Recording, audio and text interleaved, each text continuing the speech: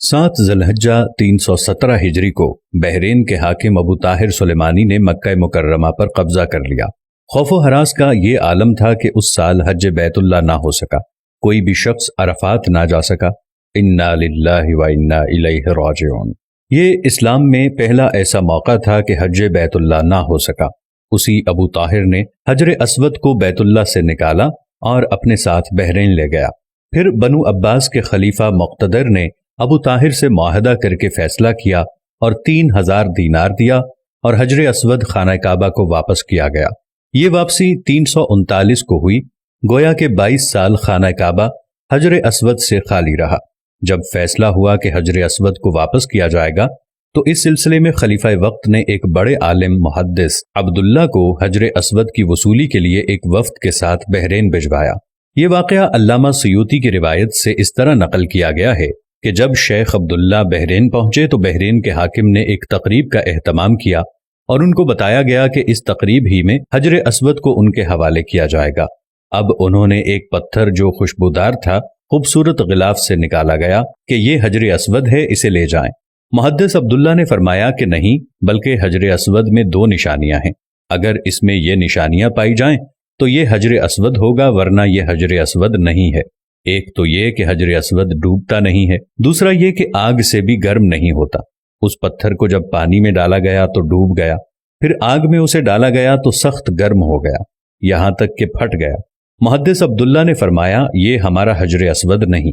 پھر دوسرا پتھر لایا گیا، اس کے ساتھ بھی یہی عمل ہوا اور وہ پانی میں ڈوب گیا اور آگ پر گرم ہو گیا۔ فرمایا کہ ہم اصل حجر اسود ہی لیں گے۔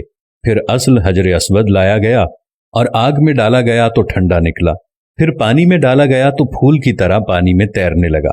تو محدث عبداللہ نے فرمایا یہی ہمارا حجر اسود ہے اور یہی خانہ کعبہ کی زینت ہے اور یہی جنت والا پتھر ہے۔ اس وقت ابو طاہر نے تعجب کیا اور پوچھا کہ یہ باتیں آپ کو کہاں سے ملی ہیں؟ تو محدث عبداللہ نے فرمایا کہ یہ باتیں ہمیں جناب رسول اللہ صلی اللہ علیہ وسلم سے ملی ہیں کہ حجر اسود پانی میں ڈوبے گا نہیں اور آگ سے گرم نہیں ہوگا، کیونکہ یہ پتھر جنت سے لایا گیا ہے اور اس پتھر کی یہ خاص خصوصیات ہیں کہ نہ ہی یہ پانی میں ڈوبے گا اور نہ ہی یہ آگ سے گرم ہوگا۔ ابو طاہر نے کہا کہ یہ دین روایات سے بڑا مضبوط ہے۔ جب حجر اسود مسلمانوں کو مل گیا تو اسے ایک کمزور اونٹنی کے اوپر لادا گیا، جس نے تیز رفتاری کے ساتھ اسے خانہ کعبہ پہنچایا۔